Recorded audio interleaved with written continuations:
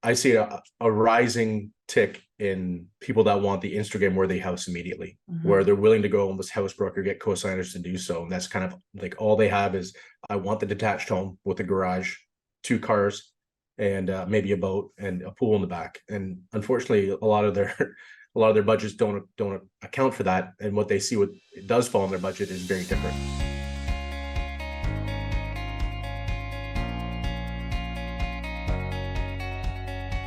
So hi, it's Rasha Ingrata, a licensed mortgage agent with Mortgage Intelligence here in Windsor, Ontario.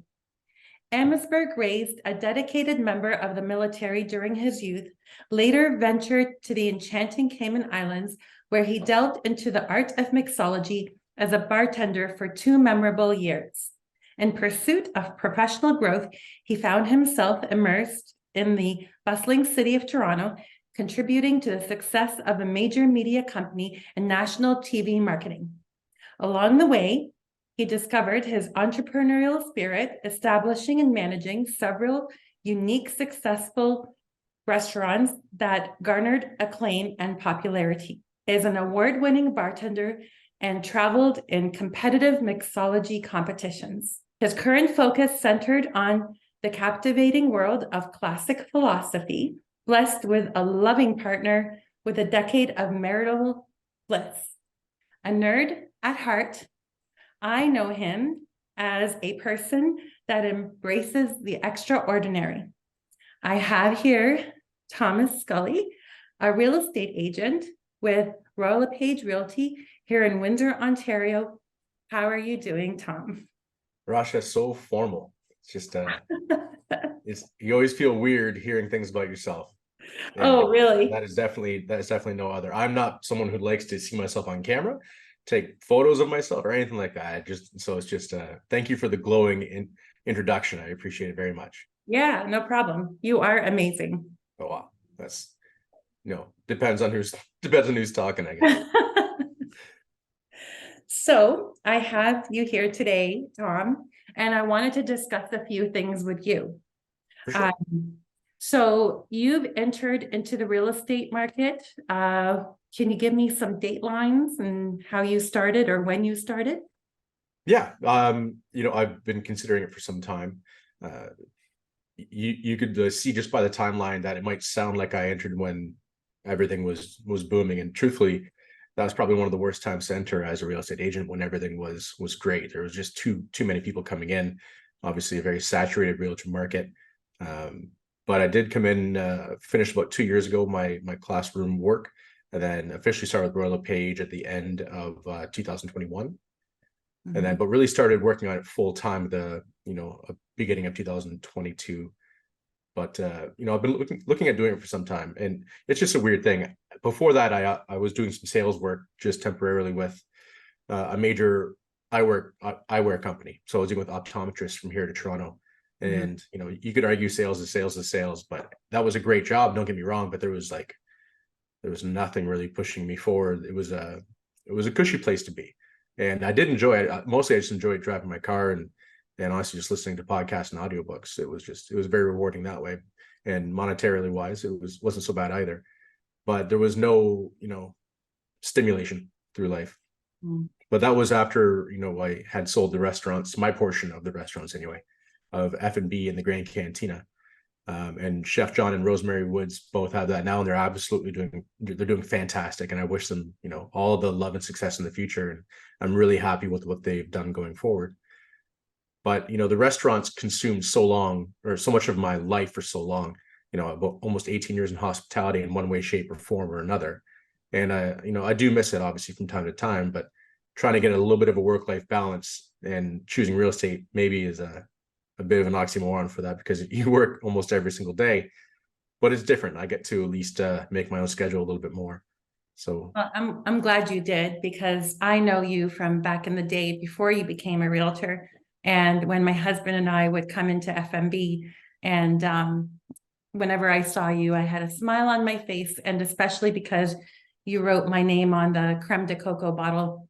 But you're the only one drinking it. I had to make sure it was safe for you. No, it's yeah. I like how it said Rasha on it, even though I'm not a drinker, but I just love my creme de coco. You were at certain times. You're coming to see us. It was kind of a, we loved having you both there. You're both great people. And when we have our regulars, we know what they drink, and you're the only one that had the Corona Cacao. Thank So you. we made sure that your name was on that bottle. And it was always something there for you because I know you like your chocolate martinis. So Thank you. Yeah, and I of still course. drink my chocolate martini. Um, so I'm going to get to a question that is a lot of I would say any realtors between 1 to 5 years face a challenge with. So it's fighting through the clutter to get new clients. Yes. So I remember when I first got into mortgages, I was fighting through the clutter to establish a reputation, to gain that reputation and becoming and with all the other great brokers out there. Yeah. It's just to lead off with this, there are some incredible real estate agents in this industry and in this market. There's some very, very, very good ones. And, I don't know why I always choose industries that are kind of sometimes problematic and just the way some people approach it. But, when you're fighting through that clutter, it's very tough as somebody that's new because there's a few things going on. One, you don't want to step on toes of people that have been doing it for so long. Two, the people you're going to be speaking, not necessarily about, but speaking with or essentially fighting for clientele are going to be people that you want to have to work with as well. So you have to maintain relationships also. But fighting through that clutter, this industry is particularly different because there's no real metrics that separate yourself from somebody else. Someone could say, time in is one metric, but just because you have time in the industry doesn't mean you're essentially good at your job. And like I said, there are people that are very, very good at their jobs.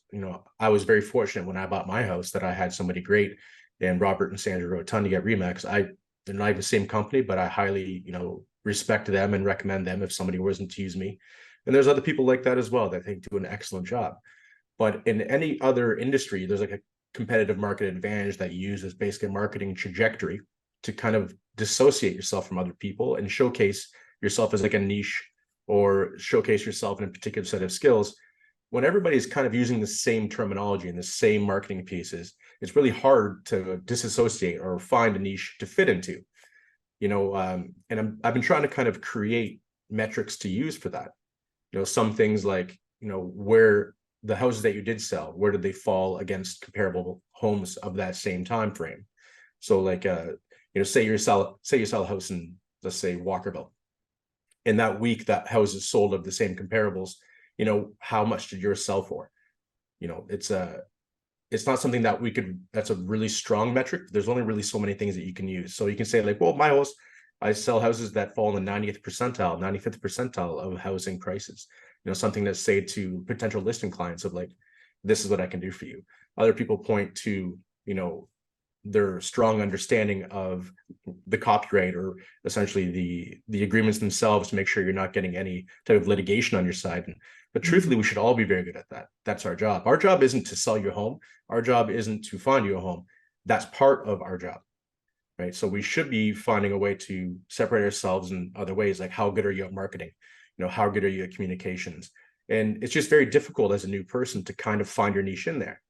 And it's also difficult because the way that people find realtors or mortgage brokers, I'm sure, it's different than anything else. They spend more time looking for a restaurant on Friday night on their phones than they do looking for somebody that's going to take care of a very large financial transaction. The first thing they do is they just ask a friend or they post on Facebook, hey, who was good? They get a bunch of recommendations and they go, I like that one, without really almost any type of cross-examination of any kind. So in a perfect world, what would we get? We would get somebody that said, there's 5 potential agents I want to work with. And then they do a listing presentation or they do an interview with them to see which one works best. I might not be good for some other people. They might not want to work with me, and I totally understand that. And I'm not saying I'm the best at this job by any means. I think I'm quite good at it.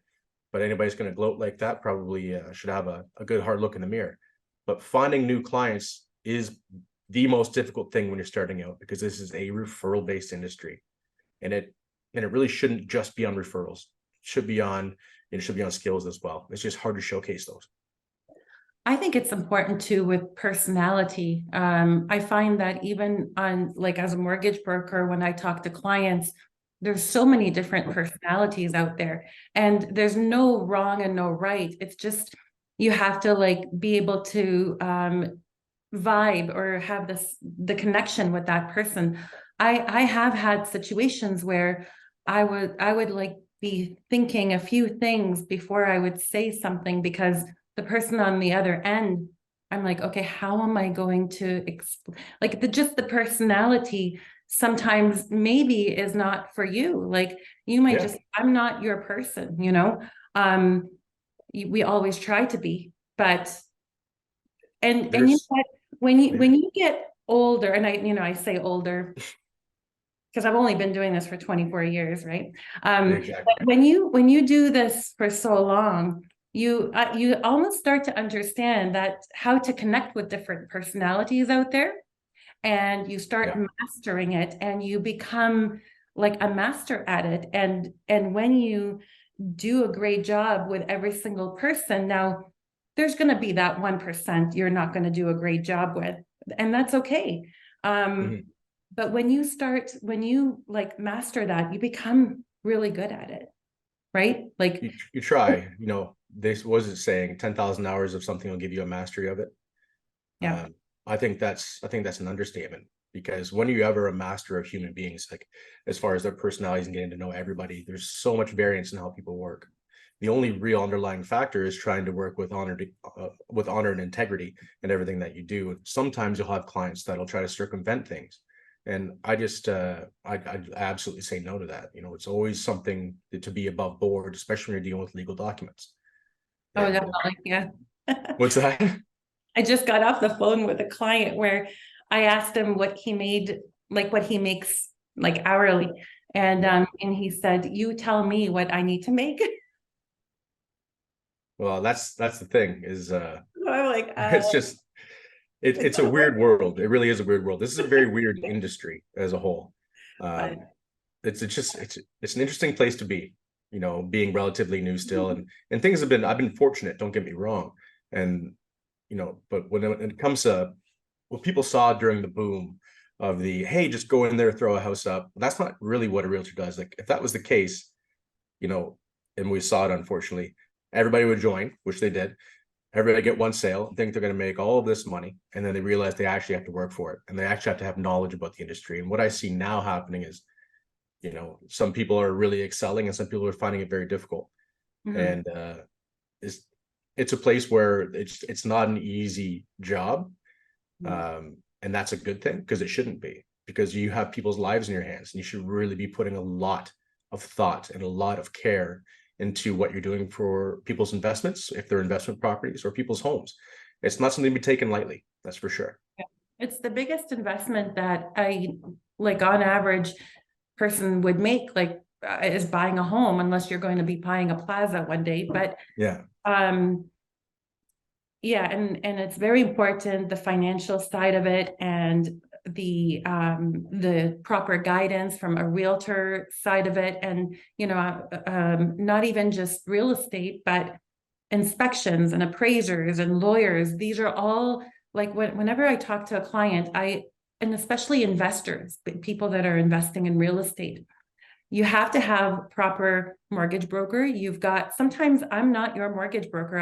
Sometimes I'm referring them to a commercial mortgage broker because yeah. commercial is not my specialty. You have to have the proper accountants and bookkeepers that back you up, because if you screw up in one piece of the puzzle, it can affect everything else, and it can come down.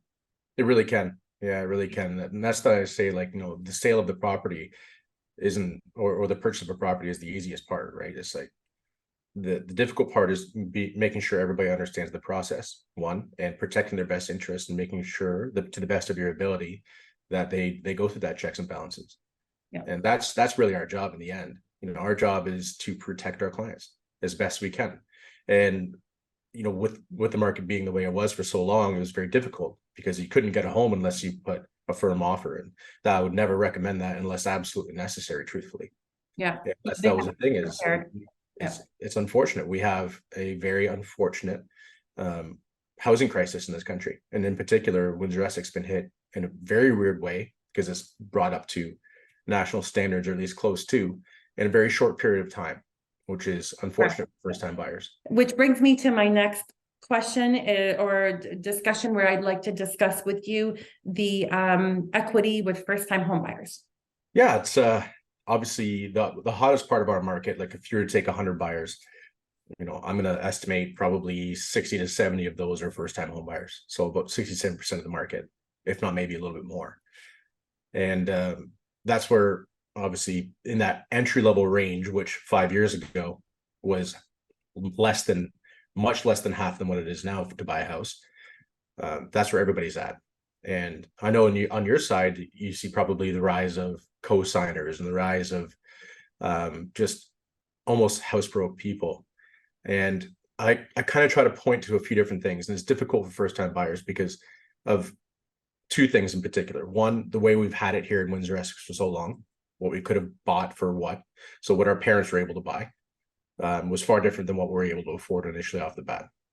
And two, social media.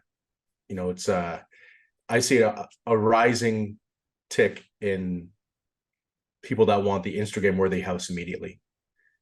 Where they're willing to go on this house broker, get co-signers to do so. And that's kind of like all they have is, I want the detached home with a garage, 2 cars, and maybe a boat and a pool in the back. And unfortunately, a lot of their budgets don't account for that. And what they see, what it does fall in their budget, is very different.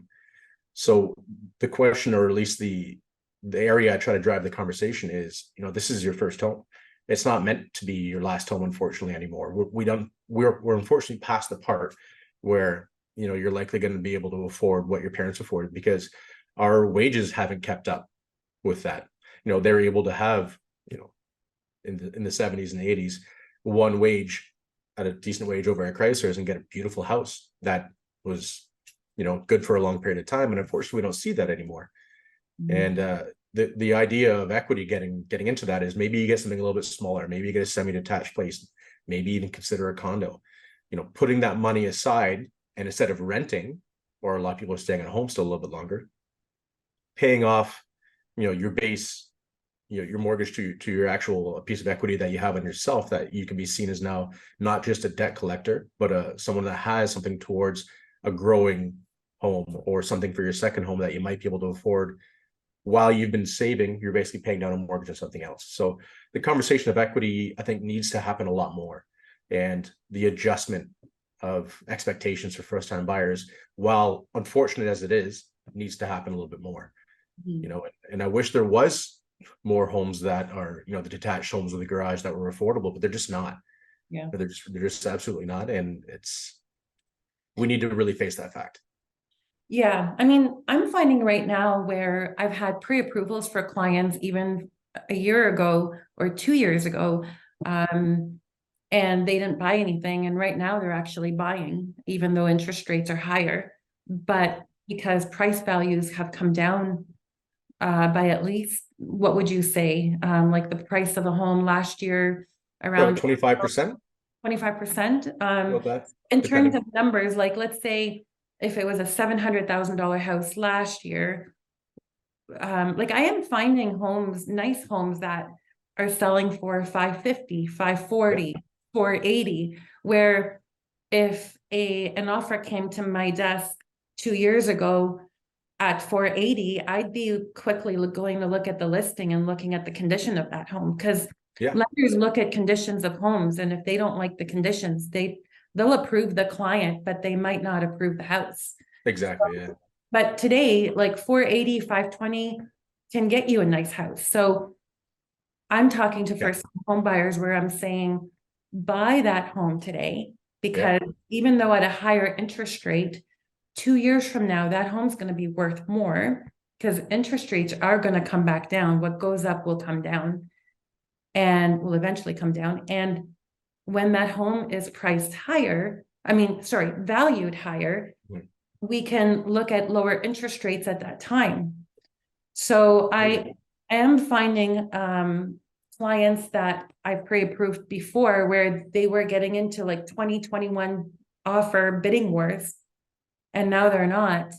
Yeah. And they're really happy because they're able to get into that house Yeah. And like 100,000 or 150 cheaper. yeah, and every situation is completely different, obviously. Every house is very different. Every client is very different. And some of the houses have dropped considerably, but with the mortgage rate increase, they're basically paying essentially the same mortgage price. Correct. But, the overall, they're paying a lot more on interest, unfortunately less on principal. But if they can accelerate that payment method, then they'll be paying less interest and hopefully more on principal. But, that's the value of equity that you have. Now, Exactly. It's unfortunate that houses are still very expensive because, you know, in the 70s or 80s when it was like what, 18 and a half, 20% plus, I think, a long That's time ago. correct. Yeah, but then Houses were only like 120 grand, you know, so yeah, it's very 100. different. But I mean, I was talking to somebody the other day and he said I bought my house for like 55,000. Yeah. And like so $55,000, 18% interest. I don't have my calculator here, but like the payments, but then the income levels and everything, Becomes different. Yeah. you have to look at everything at the time compared to now. But Well, it's yeah, pretty well defined. It's pretty well defined that our income's definitely not kept up with the housing price. That's for sure. yeah, And especially for entry level jobs, or people getting into new careers, first time buyers aren't going to be making usually the 100K plus jobs. But they're still looking at homes that are requiring something along the lines of at least a combined income of 100K plus. Common to see that here in this area, but I think this is why I've been hearing of a lot more people getting co-signers. And yeah. I just feel for them. It's like, I don't have the answers, obviously. There are options, but unfortunately the country is just very difficult at the moment. But to see people almost going paycheck to paycheck just to pay a mortgage, well, that's not life either. That's not a good way to live either. So it's a conversation, and like I said, every client is different, but if they wish to do that, that's their prerogative. So I find that the individuals that we ask for, like, not every person I find, like we call it a suitable cosigner. So when I talk to a client and they need a cosigner, I'll ask them, do you have a suitable cosigner? And what that means is, like, it's not just a friend. Yes, Oh, exactly. can you co-sign for me? And then 6 months down the road, they're going to want to come off to being because they want to go buy a vehicle. Now they can't because they're so. Like, for example, I was talking to a nurse today that is part-time that made really good money last year, but the year before made very little money because that's when she first started. So part-time nurses, we need 2 years income, and we don't have that for her. So her income's there. It's just that her mortgage is not going to get approved by an A lender. So she called dad. I talked to dad. He's a suitable co-signer. Dad, a year down the road, we're going to take you off because we're going to then have 2 years of income for your daughter. Yes. Yeah. She'll qualify on her own and we'll take you off the mortgage. So she'll afford that home because she does make the money, but in the lender's eye, because we don't have 2 years, we need dad for 1 year. But if you are needing dad for income and you can't afford to make that mortgage payment, that's when I get into a situation or a discussion where I'm like, okay, is dad really going to be helping you with the mortgage payment, or how are you going to afford to make the payment? Like, you don't want to live like this, you know what I mean? So it's a very hard conversation to have, but you are looking out for the best interest of the client. I have and I'm hoping this doesn't come to it, but do you have any potential fears for about 3 years from now? 3 years from now? Just saying, like, if anybody's fixing that 5-year term or something, they're coming up to renewals. And if we have still interest rates at the price they're at right now, when everybody was buying during COVID, that's my concern. I know a lot of people went for variable and hopefully they're doing well. Like, yeah. So yes. So there are people that are in mortgage rates right now at 1.79 and 2.29 and those kind of rates. And I'm in about a year from now, I do feel like rates are going to come down. I think so as well. Now you'd know more about that than I would, but In 2024, I feel like rates are going to come down. Are they going to come down to 179? No, I don't think so, but they'll probably be going down to about 3 point something, like 359, 389. That's where we were before the pandemic. yeah. And that's Well, when it was normal. So but the only difference was before the pandemic, houses were half the price here. exactly. So So that's the I big problem that I see. I think what's going to happen is we're going to be doing a lot of re-amortization. So Yeah, I think so. if we did a 25-year mortgage and now you have 20 years left and you're going into a 3 point something interest rate, you're going to have to bump that amortization maybe if your income can't support it, right? Yeah, that's the unfortunate part. So We yeah. have a generation that's going to be trying to support an aging generation already, and then they're going to be extending their amortization periods on top of that. Unfortunately, it looks to be anyways. Which brings me to my next question, Sure. and I'd like to talk about like new builds. And when we talk about new builds, we think about these big homes with 2-car garages, but in some cities they're building these new tiny home builds, They and are, yeah. they're called tiny homes, but you should see these homes. Like I've actually seen one. It's beautiful. You know, like It's I was yeah, like they're gorgeous. I just don't know there's why they're yeah. not building them in Windsor. Well, there's been conversations about it, and if I do recall correctly, I think even Barry Zuckman was doing some fabrication of some modular homes or some CCAN homes as well. And there's a culture here of sprawl. We're the automotive town, so people want a little bit of land, they want the extra space, everybody wants a barbecue, and everybody wants to throw parties at their house. And I don't disagree that everybody, that's a great thing to have. But when it goes with the conversation of equity again, I would love to find a way, because I think there's a few barriers of entry for smaller homes.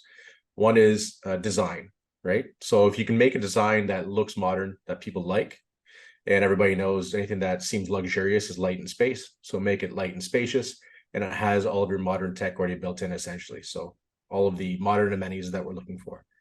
You need to have more than one style, of course, because if you have carbon copies of everything side by side, that's not going to be very favorable either. But also, it's just, I think that there is definitely a future for that. If we look back to the 1940s and 50s, the wartime homes, if we could create something along those lines, not like that, look like that, but our own version of the wartime home. But our war right now essentially is a financial one, which is obviously a lot better than what our grandparents had to deal with. But if we could find a way to create a cost-effective way to produce a smaller home, because it's still very expensive even to produce the smaller ones. Yes, That's an correct. issue that we have. Yeah. It's even a couple of the builders that I've spoke with briefly about it. I said, if you can find a way to produce something that was almost prefab or modular, that you could do it at a cost-effective way that would find first-time buyers beautiful little places to build equity, well, then that could alleviate a lot of the stress. But it's not that cost-effective still. It's still very expensive to do. Yeah, it's so expensive. So it's not like you're going to be able to do it for 200 grand.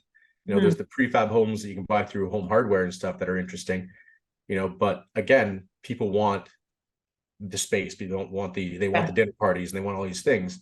So there's a combination of financial obligations to make it a cost-effective place, and then there's an obligation of the buyers to try to alter some of their ideologies of what they want. We're so lucky here. Anywhere in Europe, if you get an apartment, you're lucky when you're starting out. And we're not Europe, and we have a lot of space, and I get it. But with the cost of things rising as they are, smaller places need to be considered for your first home, if that's the case. And I'd like to see like a really cool development of smaller wartime homes of our style that could be really, marketed to first-time home buyers, where they could start growing equity instead of having to, throw stuff at, second builds. But they got to worry about taxes on top of that. There's a trillion hoops that I'm sure you have to jump through on top of it as well. I don't have the answers, but I'd love to see it. I'd love to see something cool and modern that could be marketed that way. Yeah, me too. Me too. It's always a pleasure speaking with you, Tom. And the information that you always like, even when we go to lunch, always love listening to you. So I have one more question. Sure. What's one lesson your job has taught you that you think everyone should learn at some point in their life? That's a good question. There's kind of a culmination of multiple jobs, we'll say. It's just the culmination of life coming to this point and learning things from different areas of of work, we'll say. From marketing to a brief stint in the military, owning restaurants, now in real estate and sales, is I think we just have too much. I think it's a fundamental note that we want too much, we have too much, and we think we're going to find happiness in that. And I just don't believe that to be true. And me being the weird nerd, and even right now studying classic philosophy, you get more into it, and a lot of times these Stoic or Epicurean philosophers will discuss about having less and being happier.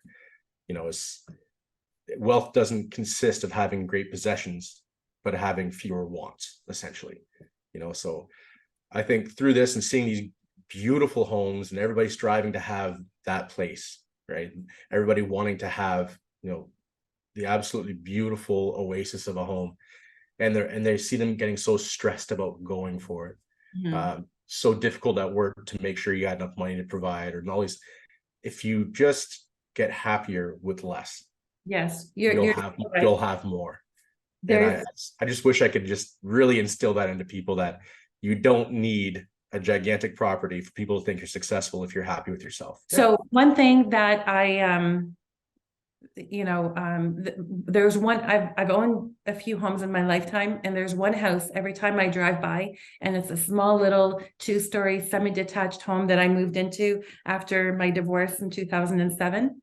Every time I drive by that home, I have tears that come down my eyes, because I love that house so much, because it was a house that I lived with my son when he was 5 years old. So it doesn't matter how big or small the house is, it's the memories that you create in that home.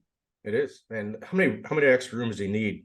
Like, it's, we're all guilty of it. I'm guilty of it as well, but just the happiness doesn't come from having more.